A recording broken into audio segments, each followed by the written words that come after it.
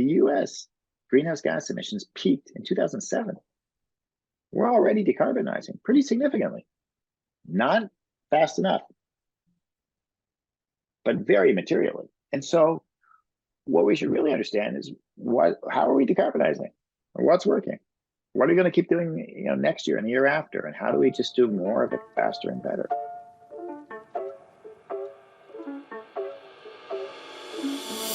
Hello everyone and welcome back to the CleanTechies Podcast. This is episode 73 of the show. I'm your host Silas Maynor and thank you so much for joining us on today's episode. Before we get into the details, we want to hear quickly a note for founders listening and then a quick note from our sponsors. So if you are a founder in the space seeking funding or looking for partnerships, please consider reaching out. We are always glad to make introductions to any of the capital partners that we are aware of. We are constantly building this network out, so glad to make any introductions there.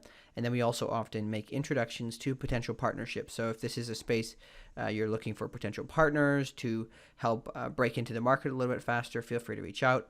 Always glad to facilitate that. And then thank you to NextWave Partners for sponsoring this show.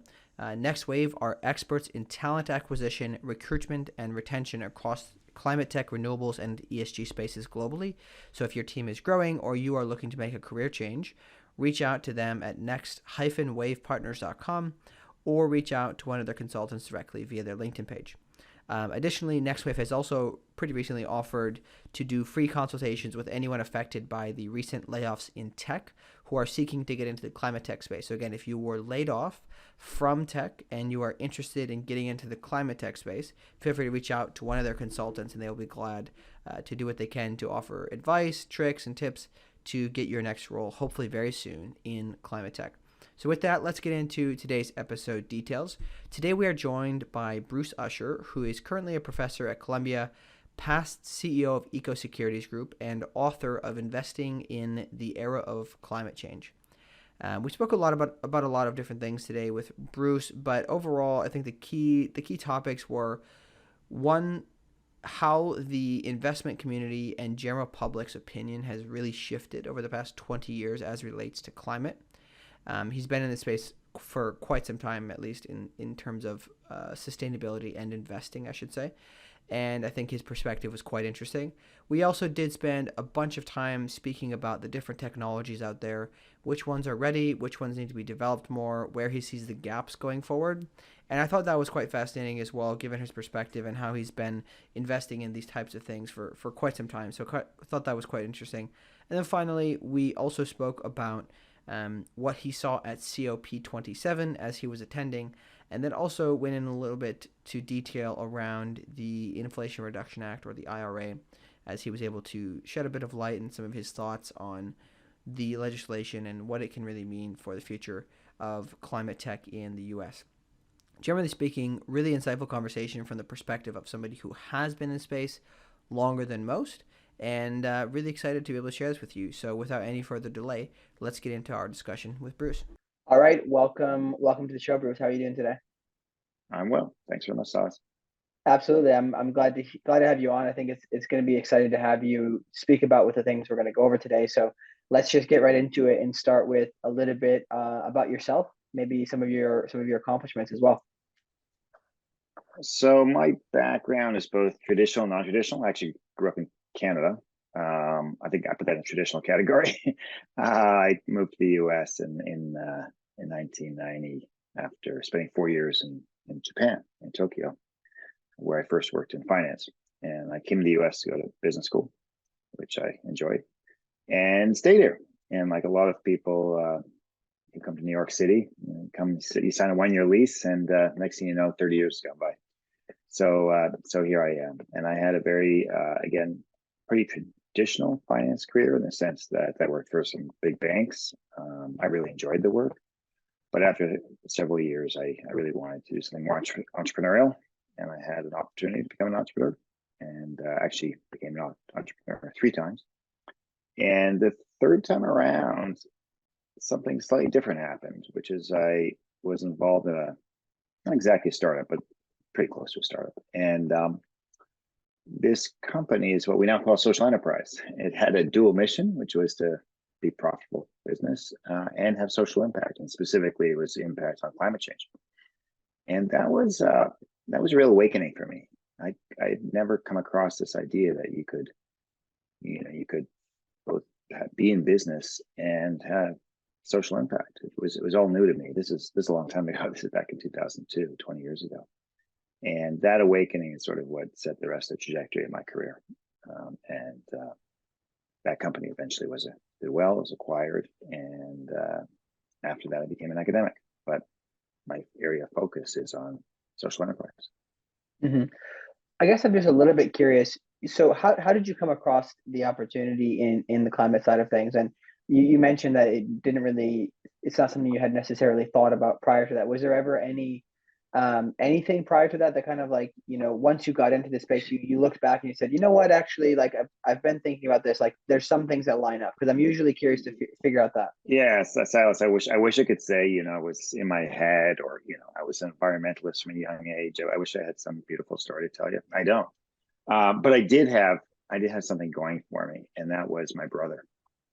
So he was, I don't know if I would say I would say he's an environmentalist.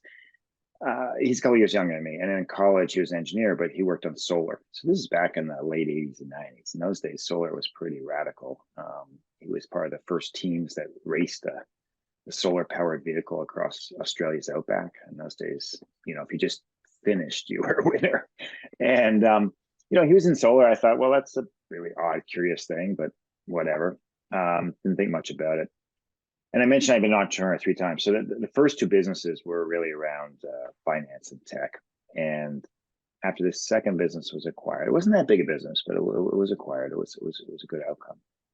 And I didn't like working for the company that bought it. It just wasn't what I wanted to do with my life. And so I left after a few months. I just sort of resigned and walked away.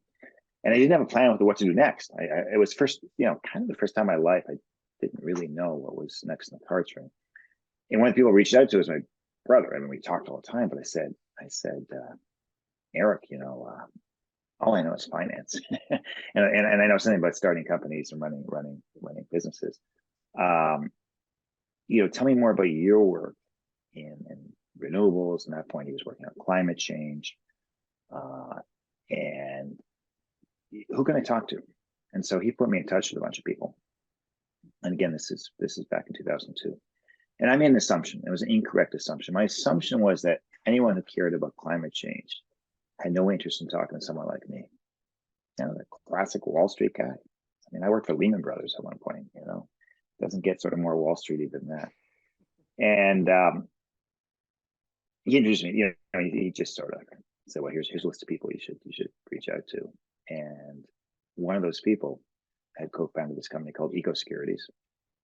It was probably the world's one of the first carbon credit companies, which today people talk about carbon credits a lot, but back in 2002, this was really innovative stuff. And when I got to understand what they were trying to do, I was fascinated. And more importantly for me, they were interested in me. They were like, your experience raising money, investing money, and running an early stage business and growing it is what they needed. And so in fact, they brought me in as CEO to actually sort of run it. And that was an extraordinary opportunity. In fact, we grew that to about 300 people. We actually went public in 2005. It was incredible business. Some of the smartest, most wonderful people I've ever worked with. And that's like, I mean, so long answer to your question, Silas, it was my brother that he was the one who really had the right ideas, not me. Yeah, and I think it's interesting. I mean, it's an interesting dynamic, coming from a younger brother, as you mentioned. I'm the oldest of many kids, and I kind of look forward to the time when my younger brothers will probably show me a thing or two. Right. For now, I try Absolutely. to show them. Yeah, exactly. No, it's good to learn. That's what part of the family is all about. The irony of the story is that over many years, he still works on climate change. He works for the UN. He actually runs a pretty important part of the UN called UNEP-FI, and over the years, he sort of gravitated more towards my sphere. He's really learned a lot about finance and business, and really, really has a deep knowledge now of how finance can really help address climate change and what what the levers are to do that. And I've gravitated towards pure finance into climate change is really, really extraordinarily important. It's just the greatest challenge of the time. And so we've kind of met somewhere in the middle. And this is wonderful because we literally talk every week. He actually lives in Europe, based in Stockholm. We talk every week about our work because it now intersects right in the middle. Yeah. Kind of Yeah. I think it is a really important intersection. Obviously, it's something we're seeing a lot more of recently, with people understanding that it's really hard to get people to give up things. But if you can point it out to that there's actually a benefit and things to be had if we take the action, it's a lot easier to get people moving in the same direction. But I do, before we get into too deep of the technical stuff, I really want to go and have you give us a quick summary of your book. I would like to know a little bit about the big details and what people can look into. Yeah. So let me begin by again going back to the history that the question asked before, because it's connected to the book, right? So I get involved in the sector in 2002, and I come in thinking, wow, this is really exciting. We can apply finance to this problem of climate change. What I didn't realize at the time is there wasn't actually a lot that we could invest in. In fact, there was very little to do. Now, obviously, there was concerns. There wasn't much capital either. Very few people were investing. But one of the reasons was there was just nothing to invest in. I mean, renewable energy was insanely expensive back then. I remember looking at some of the first solar projects and thinking, this will never work. This is not going to replace fossil fuels. I mean, it's tiny and super costly. And I really thought, forget it. And then, electric vehicles didn't exist really. I guess golf carts, maybe. I don't know. There was nothing to invest in, right? So you had some government policy. There was some support. I mean, certainly we understood the climate science plenty well 20 years ago.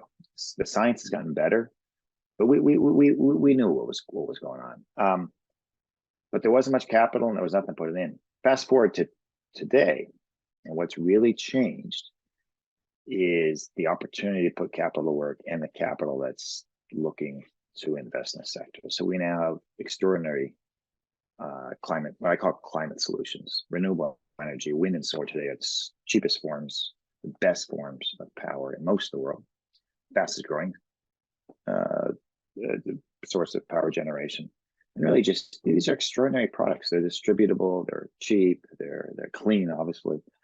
And then you've got electric vehicles. Electric vehicle, again, is a better product than the incumbent product. It's not cheaper yet, right? But it will be pretty soon. But it turns out to be a better product. Almost everybody who drives an electric vehicle, prefers it. It's more fun, better car, less maintenance. So those alone, if you just take renewables and electrification of transportation, ground transportation, those two things alone are close to $1 trillion a year in investment. And if we scaled them globally, would reduce our greenhouse gas emissions by about 50% globally. And then the other 50%, the products aren't yet commercially competitive to replace the polluting products that we have today. And they're certainly not at scale, but they exist. They're technologically feasible. I'm talking about things like green hydrogen, for example, or low carbon cement, or sustainable aviation fuels, or even direct air capture, although that one's really on the extreme. And there's a lot of funding going into those as well. It's early stage sort of risk capital, we call it venture capital. So what I thought about 2 years ago when I started, because it takes 2 years to write a book and get it published. I started working this 2 years ago. What I realized was that the general understanding of what's going on in business and climate change and the reality were a total disconnect. In other words, most people thought very little money was being invested, and whatever was being invested was going into products that, were super expensive or crappy or, we're never going to scale. And that's just not the reality. That's not what's going on. And so I thought I should write a book that pretty much anyone can read. It's not a textbook. It's not that technical, but isn't based on wishful thinking, isn't based on where we need to get to in the next 30 years. So I write about that because it's obviously still a massive challenge ahead of us. It's based on what's happening today. And then I also want to write about, it's not a one size fits all. So there's a lot of investment going on. There's a lot of products being invested, but there are many different ways to do that. And my belief is there's not one strategy for everybody. Some investors are very cautious. Some investors have a lot of capital to invest. Some have less. Some are in the US, some are not. Some are looking at, very simple things. Some want more complexity. And so I break those down into 5 different strategies, and the book sort of lays those out. And then the last thing I write about is the importance of investing. If you care about climate change, and I think I hope everybody does eventually, how you invest as an individual, or if you happen to work in the financial service industry, job, makes a huge difference, because we've essentially spent 300 years building a global economy that's pretty effective for most people. I mean, the average human today is 50 times better off than pre-industrial revolution in terms of food and transport and heating and things like this. But there's a catch, right? The catch, it's unsustainable. We've got about 30 years to decarbonize the entire global economy. And you can't decarbonize an economy without essentially rebuilding the economy. And you can't rebuild the economy without investment. And if investors step up and put capital to work, and we keep scaling the products we got, solar, wind, electric vehicles, and keep developing the new products that are coming along, we can avoid catastrophic climate change. We really can. I believe that.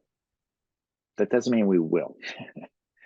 And sort of bridging that gap between we can, we will, investment plays a big part of that. Now, investment is not alone, right? You need business, you need consumers to make the right the right purchase decisions, and you need the right government policies. This does not happen in a vacuum. I do not believe the private sector, the markets, will solve climate change. You need government policies, like the Inflation Reduction Act. I think that's a great piece of legislation, and I'm very pleased to have seen that. So there's a lot of moving pieces here. It's not investment alone, but I felt the investment story hadn't been told very well from my perspective, and I thought it was important to do so. Yeah, I mean, from what I was researching the book, I didn't get a chance to read it yet, but from what I was understanding, it seems like you have a pretty optimistic outlook, which I think is kind of uncharacteristic of a lot of climate-related books. So I just wanted to, maybe if you want to comment on that and the optimism in that. Yeah, I'm glad you brought that up, Silas. So I teach a climate finance course at Columbia Business School. I have for about, since 2009. It's been a while now. And literally a couple of weeks ago, a student put up her hand and she says, one of the things I like about this course is that it's optimistic. And it took me back, that actually I was taken a little bit by surprise, because she said that, and you also said, your understanding was this book's optimistic, because I don't think it is optimistic. I think it's realistic. Like, in other words, I don't view I'm a pessimist about climate change or an optimist about climate change. I just write what I know and try to back it up with, facts and figures that underpin those points. I think we can address catastrophic, and I'm not making this up. They're based on, analysis of deep experts, whether it's consulting firms or scientists or others. We can avoid catastrophic climate change. I don't know that we will, to be honest. And the area that I'm most concerned about, again, I'm not pessimistic about it, I'm just most concerned about, is the policy side of it. So 20 years ago, we had some policy, we had no technology, and we had no capital. 20 years, today we have technologies and we got lots of capital. The policy part has gotten a little better, but not much. And the problem is, climate change is a global problem, right? It's like a tragedy of the commons on a global scale. It affects everybody everywhere, and it doesn't matter where you pollute, you're going to harm everybody. So at the end of the day, you need some sort of global cooperation, right? And my biggest concern today is that's not happening. As nation states, we haven't been too good at working together ever. And in recent years, our willingness to work together has simply declined. The rise of nationalism and other, and you simply have to look at how we as nation states address COVID, and we didn't cooperate. We immediately, moved into our borders and our shells and closed down. Climate change is not the same as COVID and the pandemic, but the fact is we'd be much better off if we really cooperated. I recently attended the COP27 annual meeting in this one in Egypt. Yeah, there's some things that came out of it that I think are helpful, but to a certain extent, it's just further evidence of the inability of countries to cooperate on this issue, and that worries me. Yeah, I guess why don't we go into that now while we're on the topic? Is you want to talk a little bit more about your experiences there? I guess I'm kind of keen to understand what positive things did come out of it, what was like really productive, if any specific points, and what generally speaking was the sentiment, and then what your takeaways were in terms of things that may happen or may not happen over the coming year. So let's start with the positive, and it's, from my perspective, not a huge positive. I don't think it's meriting quite the response it's getting. So in other words, most of my comments on COP are not going to be terribly positive. The agreement right at the end, well, after the end, but at the end, on a loss and damages fund, I view this as a positive because the signal it sends. The signal it sends is, well, for 300 years, developed countries, and now China, which I would characterize developed country, though there's some argument on that. We've grown our economies by putting greenhouse gases in the atmosphere, and now countries that didn't do that, people who didn't participate in that, are suffering the consequences. Whether it's recent flooding in Pakistan or other areas, right? There's clearly an injustice here. There's no question about that.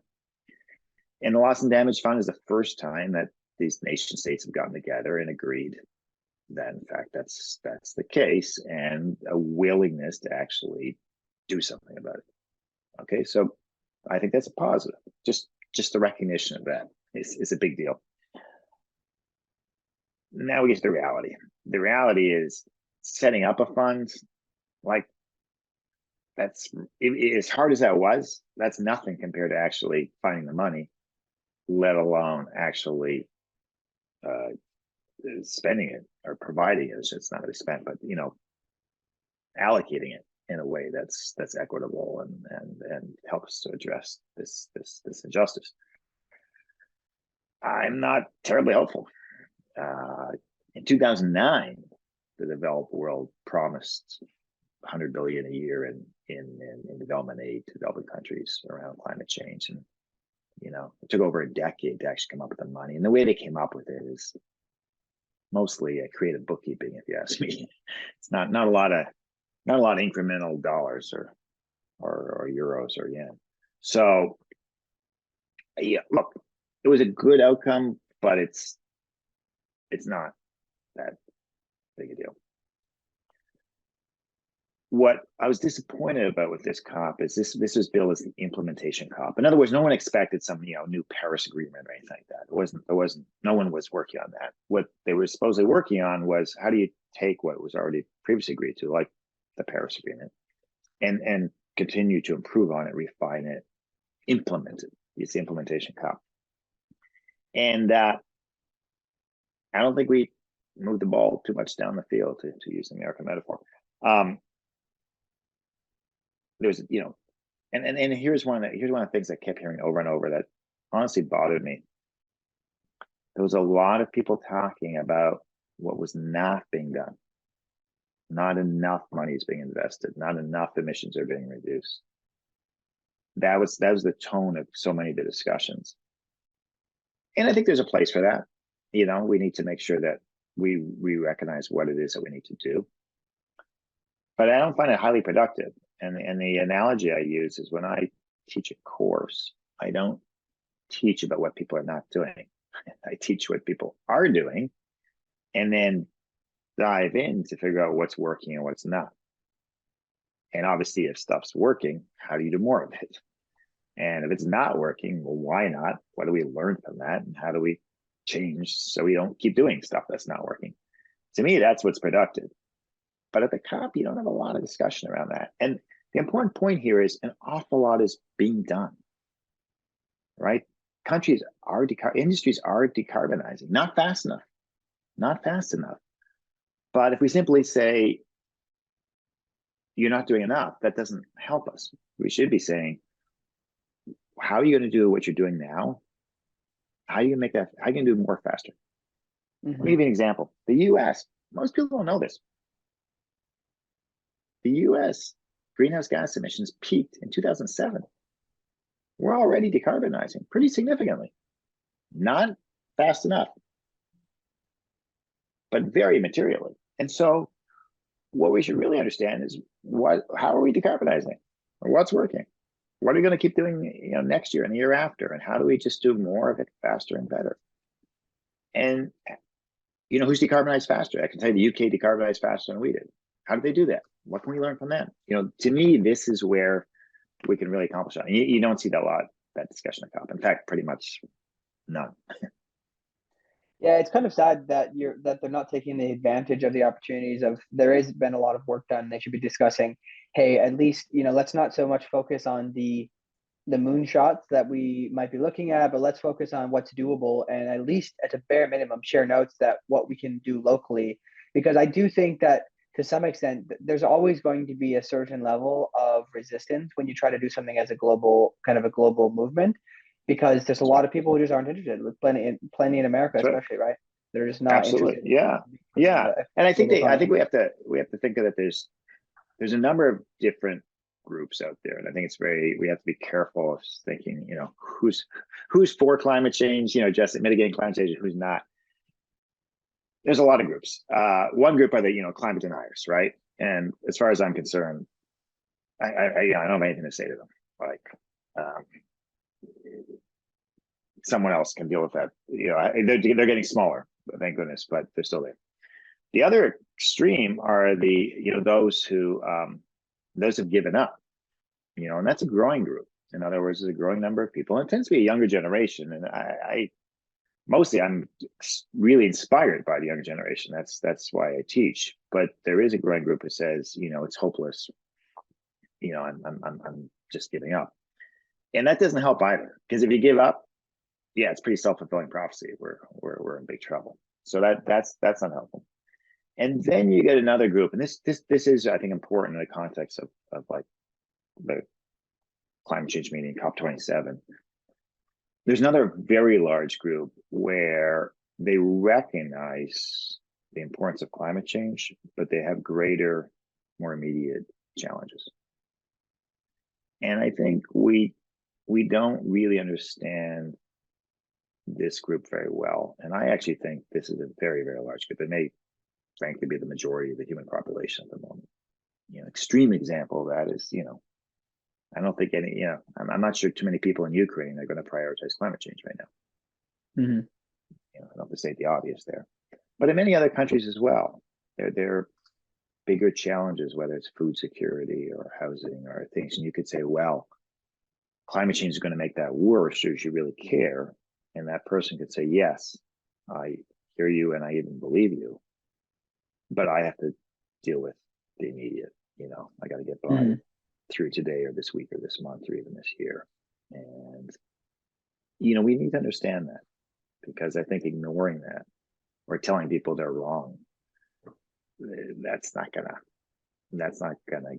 help us really move this forward. Yeah. I think it's something that's come up a number of times where you've got potentially incremental, growth towards the outcome that's desired, but some of the people who are really, really extreme on, hey, I think that's the Sierra Club has been accused of doing this a few times, where it's like, oh, that's not enough, so we're not going to be interested, right? So you end up having these negotiations that you're trying to get to 100%, which takes so long that if you would have just incrementally gone there and proven, kind of like in a business, right? If you're going to start a new business unit, you need to prove a little bit of how it's actually achieving, and then go into it. Because I think that there's this idea that we can, as policymakers and things, just do things one time right off the bat and it's going to be perfect. And usually it's not the case. There needs to be adjustments made. And in this case, now we've got so many examples globally.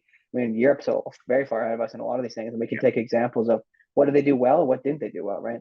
Yeah, exactly. And also other countries. I mean, sub-Saharan Africa, obviously, really different issues, but because a lot of their economies are off-grid, big energy challenges, there's a lot to learn there too, right? How they're particularly in the off-grid environment. Look at China and India. Now, here's another issue that I think people make a mistake, and I'll be blunt about that. They talk about the developed world and the developing world. And in the climate context, I don't think that fits at all anymore. You have the US, Europe, put Canada, Australia, Japan into that category. Then you have, the petro states like Russia, some of the Middle East, that are a whole different world altogether. Then you got China. China, first of all, is a third of global emissions, so it's the number one that matters. But they also, they've got both their own solutions and their own challenges. And we need to look at China in isolation. And then there's India. India is still a relatively small percentage, but it's the fastest growing. And it's doing some really interesting things, some great stuff happening, particularly in the renewables area and smaller EVs. Like you look at sort of 2-wheelers and 3-wheelers, man, that market's really incredible in India. But it's got its challenges. And then you've got, really the lesser developed countries, mostly sub-Saharan Africa, parts of South America. Oh, and then I would also put in a different category altogether, Brazil. Right? Brazil with the Amazon, a whole different story of opportunities and challenges. So we have to be very careful not to sort of bifurcate the rich and the poor. That this global north and global south. I understand where it comes from, and I'm just very, certainly understand the history there that creates that division, but it's not that helpful in the current context. We need to understand these separate, really separate issues in each of these areas. Yeah, I think there's a lot of difficulties and a lot of things that people need to be considerate of. Is that maybe even perhaps we want to change, and maybe one of the challenges could be, and I could be wrong on this, but just hypothesizing here. You put together a fund like this, but how many countries are actually going to want to work with you on this, and how are you going to actually make it successful? Where you might want to just kind of make people in those countries enabled to do this themselves, right, and build their own wealth out of it, because it can actually provide great opportunities. So absolutely, I think the best way to do that is to bring it down to that local level, for sure. Right? Yeah, certainly. So I interrupted you. Yeah. No, that's okay. That's where I wanted to go with it. So I want to talk about if we can kind of divide this into two things. So you obviously, we talked earlier about it's realistic that we can essentially avoid catastrophic climate change. You believe we can, right? Whether or not we will, another story. But could you talk to us a little bit about which are the big solutions that are already there? You sort of mentioned it in the beginning, but I'd be keen to break it down into the technologies already in place in industries that can be decarbonized, and then the ones that still need a bit of work. You want to divide it into those two sections. Yeah. So the one that's just simplest, clearest is renewable wind and solar together. And I would sort of layer into that energy storage, essentially battery storage, which is an important part of the intermittency of those technologies. The challenge there is really a simple one, which is putting that infrastructure in place. In many countries, especially the US, especially Europe, you run into a lot of barriers around permitting and construction. It's just really hard to build stuff in this country. And that's slowing everything down dramatically. People don't realize just how much of a problem that is. But in terms of the technologies, the capital, it's pretty straightforward. And the electrical grid globally will go mostly renewables in the coming decades. It's almost a certainty at this point, not just because of climate change, but simply for cost reasons. It's because it's the cheapest form of power, and even the fossil fuel companies, oil and gas companies, are all projecting, that renewables will dominate the energy industry in the future. It's just a question of how fast and once you get over about 80% renewable, you do start to have some bigger challenges around intermittency, but it's pretty much there. The electric vehicles is interesting because the price points are still a bit too high, and the past year or two of supply chain constraints and a lot of issues around batteries that has created sort of a stress on the growth in that sector. The growth is the stress is not around consumer demand. I mean, consumers just can't get enough of these vehicles. It's in the production side, which is an interesting problem to have, because for years we were like, how do we convince consumers to buy cleaner products? And now we can't ship them fast enough. But that should resolve itself in the next couple of years. The big challenge around EVs is the charging infrastructure. It's a pretty big challenge. But again, it's not that big a technical challenge. And Here's an important thing to understand about these climate solutions technologies is they're all connected.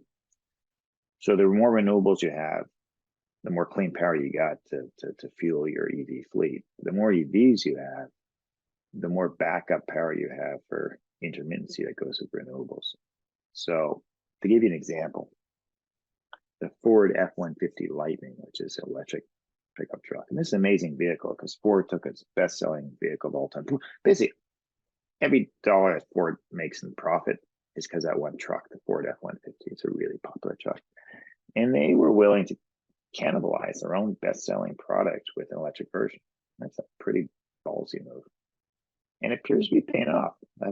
That Lightning is extraordinarily popular. One reason it might be popular is it's got a plug in it, and you can plug your F-150 Lightning into anything. You can plug it back into your house. And if you live anywhere where the grid seems to go out, people live in rural communities, that certainly happens. Well, sometimes urban too, but more rural. It'll charge your home. In fact, that Ford F-150, it'll power your home, everything in your home. Like we're talking fridges, TVs, everything for about 3 days. So it's not just like, oh, I get a little bit, like 3 days. That's a lot of power. So the reason I tell a little story is electric vehicles are essentially energy storage devices on wheels, batteries on wheels, and they're moving around. This allows us to actually help balance the grid because most vehicles are driven less than 23 hours a day. Sorry, less than 1 hour a day. They're not driven 23 hours a day. So it's sitting there with energy stored, right? And there will be a day when you will plug in your EV. It will be sit there plugged in, and some piece of software would tell it, give the grid some energy because it needs it right now, and it'll pay you for that. And then later on, there's plenty of electricity because it's sunny or windy, and your vehicle will take it back to the grid because it's really cheap then. And this helps us balance the whole thing out. So those technologies, they're done. In other words, they have won. It's just a question of, do we get to 100% by 2050? Everything is sort of focused on 2050. Are we less than 100% by 2050? That's really the only question. It's hard to say at this point, but it looks good. Then you get into stuff that definitely is not one yet because it's too early. To me, the most exciting area is green hydrogen. And the only reason I say it's exciting is because if green hydrogen scales up, which means the price point comes down by a factor of about $6 a kilo, or about $1 a kilo. And you get the infrastructure to produce it and move it at scale, pipes and everything that goes with that. That's a big if, but if that happens, green hydrogen allows us to decarbonize a huge chunk of the economy that at the moment's pretty hard to decarbonize. And this is everything from like long haul trucking to airplanes to steel production, heavy industry, heating, a huge number of things. And so that's really exciting. I also think incredibly big challenge. I would say what's going on in agriculture and food production, pretty exciting too, really exciting. It's not a sort of green hydrogen sort of it'll either happen at scale or it won't. Food and ag are really exciting because they're not a one-all. There's so many thousands of really interesting strategies and technologies and ways of doing this. And taken together, we could see a whole change in our whole food system, which is exciting from a client perspective, also maybe exciting from a health perspective too. May allow us to produce more healthier, better food. And then, I would say direct air capture. It's exciting because at the end of the day, we'll probably have to some of it anyway. The price point today is extraordinarily high, but there are reasons to think that it could come down enough that it could be a nice, that nice last piece of the puzzle that we just can't figure out any other way to get to. And it seems a little insane to go around sucking CO2 out of the atmosphere as a way to solve our problem. But we know it can be done. I mean, biomass, trees, plant matter has been doing it forever. It's certainly feasible. We just need to be a lot smarter about it. And I'm very skeptical of the just plant more trees that solves the problem. seen too many ways it goes wrong, and we need to do that better. But I think they, air, direct air capture is an interesting piece of this as well. Do you see a possibility in the direct air capture space for it to become more viable because the carbon capture can then be used in other products and actually can have a certain value rather than just being, something that gets put in a storage unit? Yeah, I think so, but my understanding from the data, and I haven't, I'm definitely not an expert in this, is that the applicable use is pretty small. In other words, that's a good way to get some early value out of carbon capture and help drive down, help increase the demand for it, and therefore increase the scale, and therefore drive down the cost, which is really important in these new technologies. But there's only so much you can, it's only so many carbonated beverages we drink, even though it seems to be a lot. Obviously you can use it for more than that. There's potential use in cement production, some other, even as a fuel. But I think ultimately we're going to end up storing CO2 underground. And I don't, the science I've seen on it doesn't say that's a bad idea. It's safe and permanent. It works. There's a lot of work in that area, and it's, we take a lot of stuff out from the ground. There's a lot of place to put it back. Most of them taking out fossil fuels. The issue is, and again, this is based on science I've read, not from any sort of research I've done directly.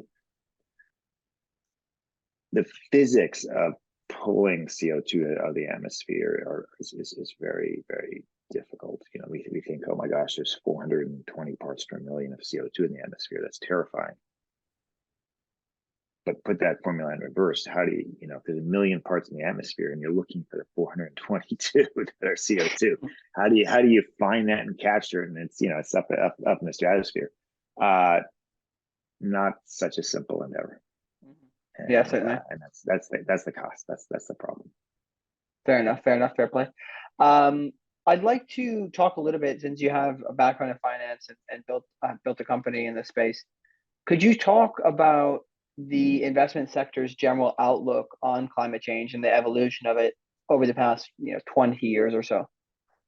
Yeah, I would say that first, in terms of the evolution of it, there is increasing knowledge. So 20 years ago, I don't think anyone in the investment sector knew anything about climate change, and certainly I was in that category. And it was just the story I told you earlier about my brother. That was a fluke that I started to educate myself. Obviously, there's always been a few people, like anywhere, there are a few people who are personally interested, but that's been small. What's changed in the investment sector today, I think, is becoming broadly aware, slowly but surely. Still, I still think it's probably, not everyone, but it's becoming much, much more mainstream. We certainly see that in the business school, a number of students who are both studying finance and intending to go into the investment industry, but are aware and very concerned about climate change. What's changed is that the investment industry now has something that they can actually do.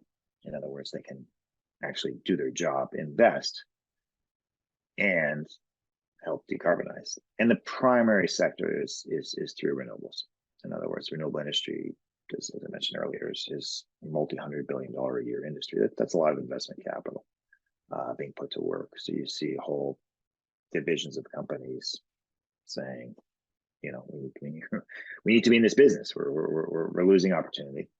They also want to be in this business for a couple other reasons. Their employees want it.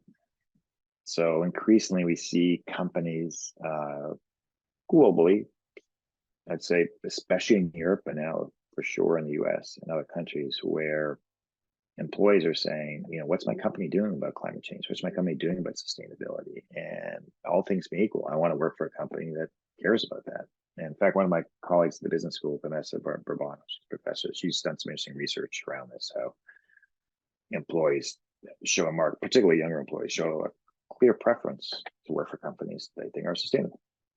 And then there's consumers. These are more for consumer product companies. There's evidence that consumers prefer sustainable products. And now you've got investors. And what's going on in the investor world is a bit, there's a lot of controversy around, and it falls under this term, the broad term is ESG investing. I'll get into the controversy in a second, but there's a lot of investors now sort of applying an ESG lens to their investments. And so they are looking for investments that have less climate risk and are viewed as more sustainable. So there's capital sort of looking for these opportunities. So you have all these trends. And actually in my book, I start the book by writing about these trends, these macro trends. And then lastly, I think the average human today is just more aware of climate change because of the rising physical manifestation of it. Again, 20 years ago, you didn't see climate change that much. Unfortunately, in this, unsurprisingly, you see more and more evidence that it's real, and people become aware of that. Mm-hmm. Yeah, I think it's something, I don't recall a lot of it from growing up because it was really not something talked about, but other than in a negative light, like, oh, it's just global warming. So what, we're in Wisconsin, we get hot winters, we get cold winters, blah, blah, blah. Like Wisconsin, has crazy weather, right?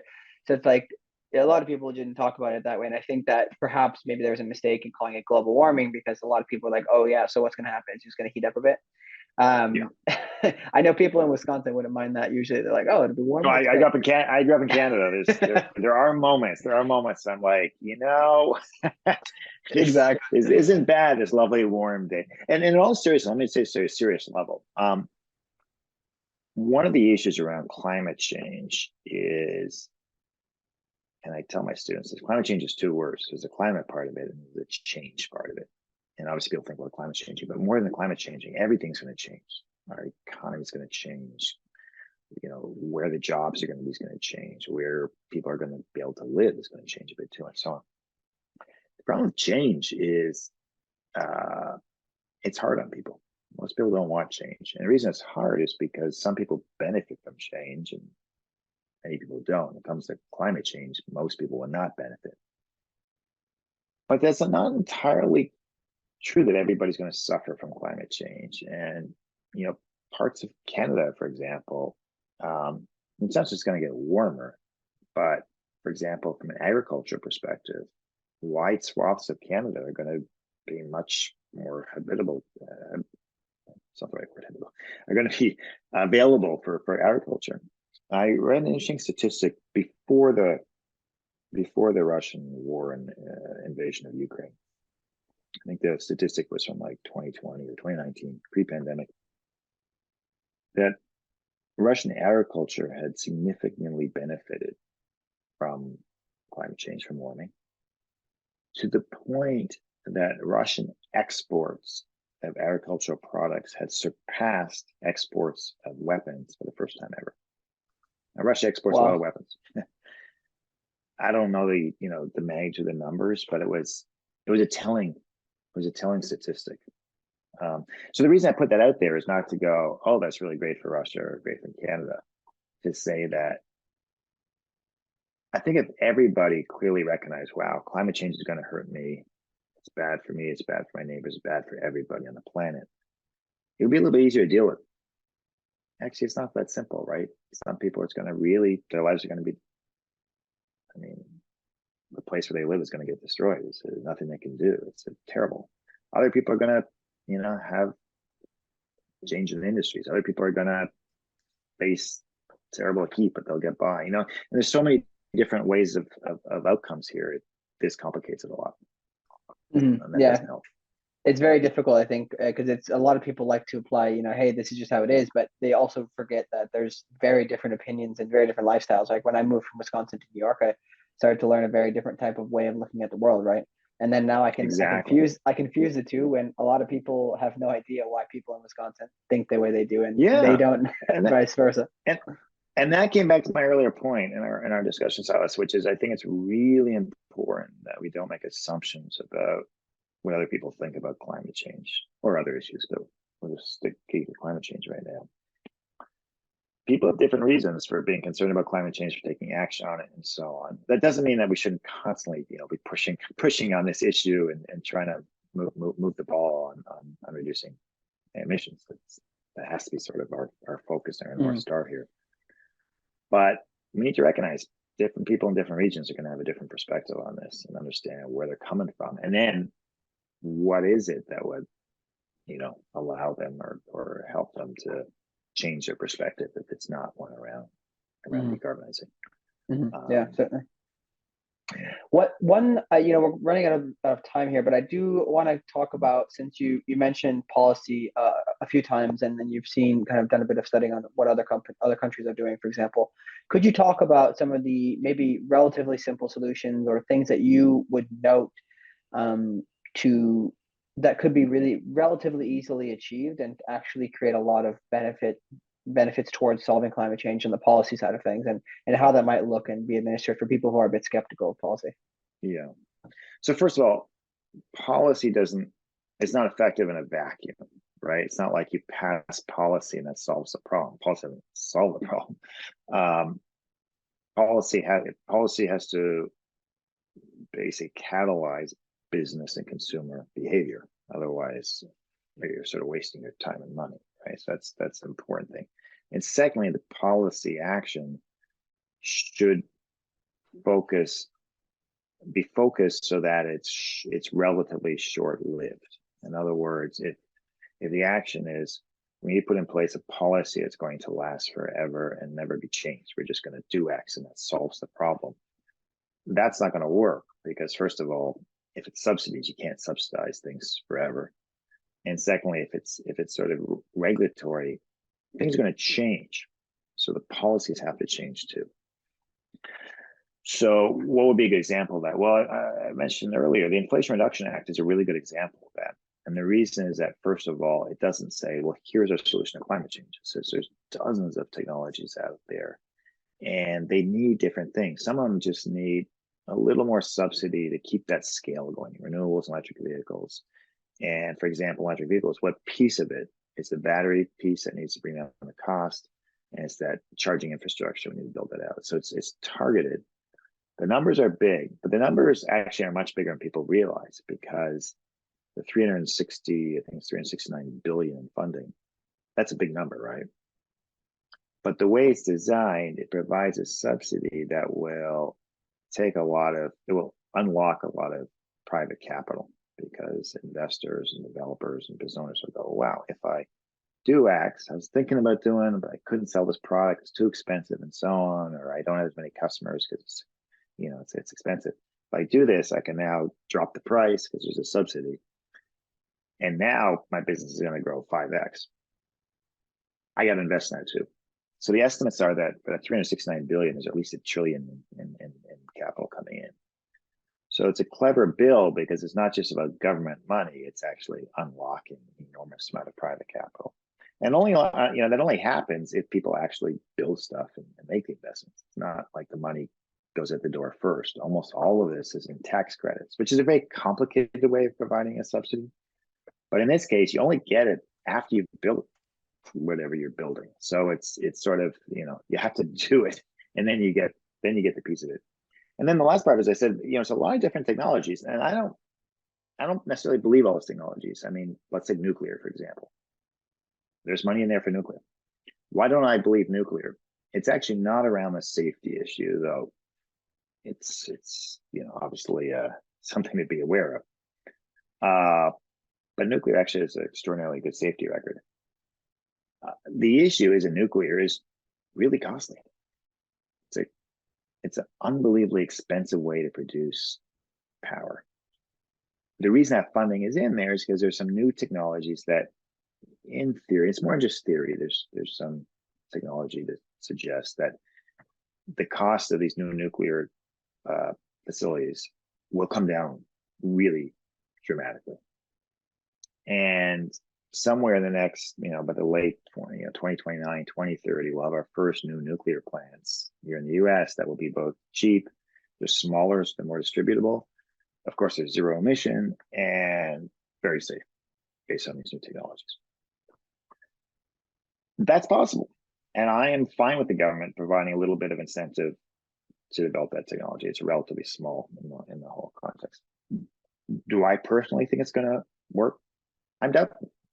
I think by the time these first nuclear plants are built, and they'll never be built in time, because I've never seen anything nuclear happen on time. Solar and wind and energy storage will be so darn cheap by that point that nuclear's not gonna catch up. But I'm fine to be proven wrong on that. You know what? If it turns out when nuclear engineers knock this one out of the park, that's great. So that Inflation Reduction Act kind of provides a little bit of something for everyone. And then back to your point about, whether it's Wisconsin or any other part of the country, everywhere in the country, there's people who are going to be building stuff on this act. And that to me is really important. In fact, the Bloomberg report suggests that the majority of the dollars are going to be spent in Republican controlled states. And those states are not voting for climate change. I mean, not a single Republican voted for that bill. But once those businesses hire people and expand and build more, I don't see that bill going away. I don't see that act changing because it becomes sort of embedded in the economy and people's lives. And I think it's going to have real big impact there. So that's a piece of policy that I think is really, really well done. Where we're missing policy, and really missing policy, and I don't know when or how it's going to happen, is around pricing carbon. There is no global pricing carbon, and around carbon credits. So carbon credits are kind of a tricky thing. It's pretty hard. Let me rephrase it. I don't see a path to net zero emissions without carbon credits. Yet so many businesses who emit greenhouse gases, they can't get to zero. Some of them, it's just impossible. So they got to have some way to offset their emissions, and that's what carbon credits allow them to do. And they allow them to do it in a economically effective way. So you don't just destroy these businesses and products and jobs that go with them. Say like steel, for example. The problem is today there isn't a good carbon market out there. It's all voluntary by and large. It's unregulated. A lot of the projects are not actually reducing greenhouse gas. They're not what we call additional. And, that's not helping. So we need policy that creates really, really serious carbon markets, and we're far from that as well. Mm-hmm. Yeah, one other thing that I think you mentioned earlier, which I did want to highlight, I think, I'm not sure exactly how this could be changed, but I know that from working as a recruiter in the space too, that the permitting issue takes, if you can at least shorten the permitting period or make it more expedited somehow, that could get things, Yeah, that's the other part policy-wise. We got this great bill with funding and so on, but there was supposed to be a follow-on permitting bill, and it's kind of died. I don't, that's politics. But that it would be really good if we could expedite permitting. Absolutely. Mm-hmm. Yeah, I think that my hope is that there's going to be a lot of benefits from what you mentioned on the Republican and slash kind of voting against climate, at least controlled states. When the people start to see the benefit, hopefully, if democracy works the way it's supposed to, the representatives will actually be supported by their districts to vote for these things, right? And to realize like these are actually beneficial. Yeah, I'm not super optimistic, but that comes back to the rise of nationalism at the national level, and then within the U.S. we're pretty divided.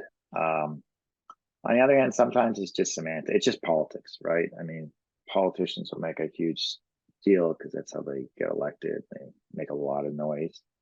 Mm-hmm. This whole debate around ESG investing, got a bunch of Republican politicians making a huge noise about it. You know what? It's pure politics. They don't know anything about ESG. They're not investors. It's kind of just making noise.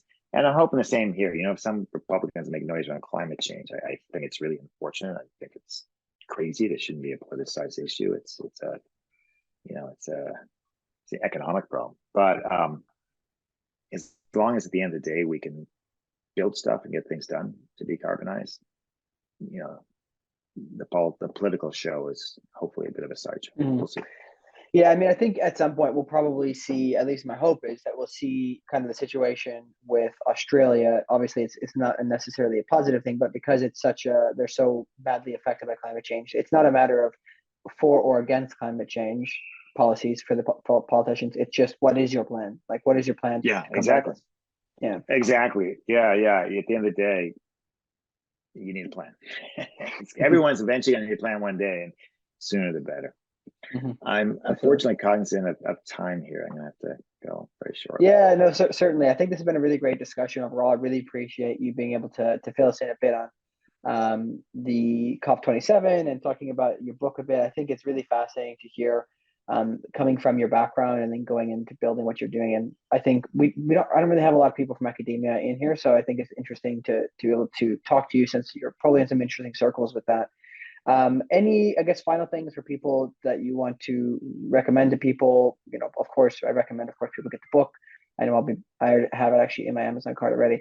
But any final thoughts you want to offer? And the final thought I would offer is, I think it's important what people do in their personal lives when it comes to climate change, and whether it's, I like to bike, it's, or food you eat and things that, I think it's important that you essentially align your values with your personal consumption behavior. But if you are, if you really do care about climate change a great deal, for most people, and I think most of your listeners, you're going to have a greater impact through your work than your personal consumption. And that's because through your work, most people have more influence. I mean, through your podcast, you're going to reach more people and have more influence than just through your personal behavior.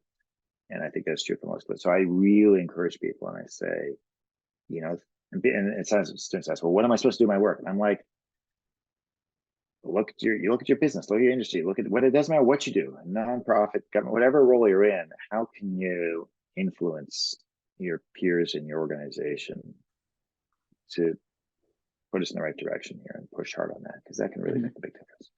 Yeah, I mean, I think people speak with their feet, right? If they move to another company, especially in this day where unfortunately a lot of people are treated kind of just like numbers in the company, go to some place where it's going to be beneficial. I know obviously we've seen a lot of layoffs in tech recently, and I think that I am optimistic, maybe I just because I'm very optimistic always, but that people will use this opportunity to actually rethink their life and think, hey, should I be going for the job that's maybe not necessarily making a positive impact on climate change? And yeah, I'm getting paid 200 and 300 grand, but maybe I can make a little less and actually make an impact on something, right?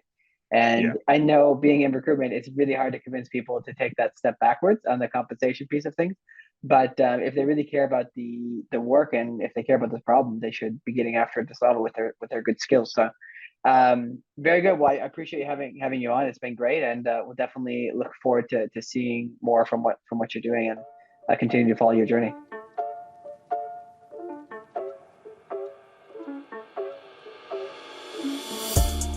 All right, thanks guys so much for listening to today's episode. Please let us know what you thought of the show. You can reach out to us over Twitter, Slack, or LinkedIn, or email, however you prefer. Always very curious to hear your thoughts, potential topics you'd like to hear more about.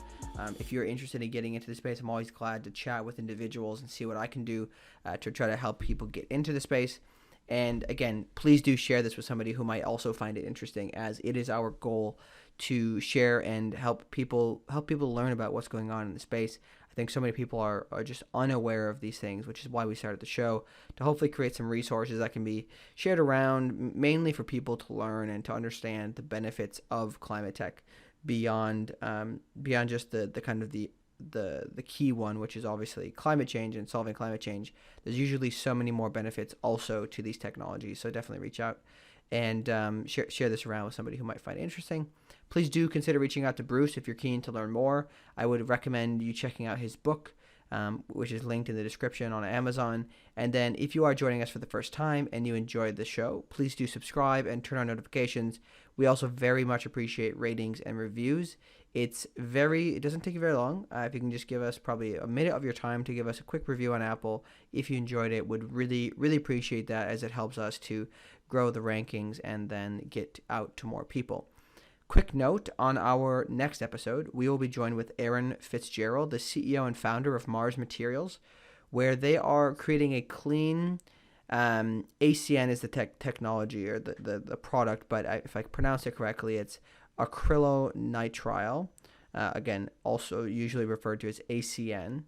They are creating an alternative for this, which is much more sustainable, and if essentially what they're doing is they're sequestering carbon into this product, and it's in a way that it really just pretty much straight away integrates with companies who use this chemical. And this may not be something you have heard of from a chemical perspective, but it's actually something that almost every person has used in their daily basis. It's a chemical used in the production of many, many plastics. So, for example, most keyboards are made from it. There's all kinds of products that are made from it. So it's really, really fascinating what they're doing. And generally speaking, I really, really enjoyed the conversation because I think Aaron has his journey and his background is very fascinating to me. And on top of that, the technology they're working on is super, super epic. And then one other thing that I think was really, really cool is he relayed how they came about the technology from the NREL program. And he also relays how other founders can apply to be part of this. So NREL has a lot of these technologies that are not commercialized yet, but that have been researched and basically to some extent proven. And someone can come in and demonstrate the right capabilities and go and take one of these technologies and go commercialize it. So it's really, really cool program. And I think that's probably one of the most valuable things to aspiring entrepreneurs listening. So go check that episode out when it comes out very soon. And we thank you so much again for listening to CleanTechies the podcast, and we will see you next time on the show.